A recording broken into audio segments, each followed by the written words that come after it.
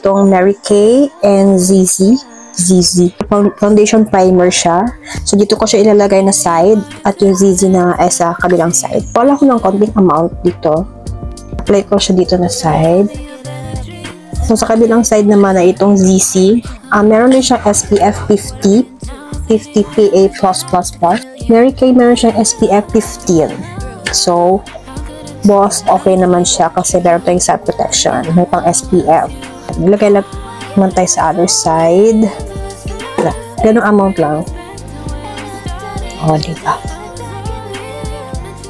Foundation naman, ang gagamitin ko is itong Mary Kay na Luminous Foundation. And ang shade niya is Ivory 130. Nagamit lang ako ng flat brush. Dito.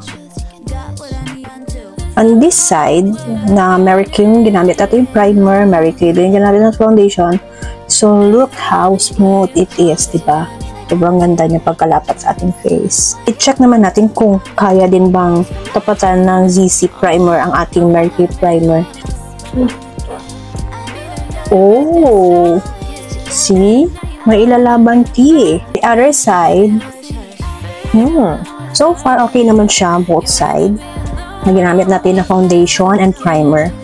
So, may ilalaban pa rin ng ating ZZ sa ating high-end primer.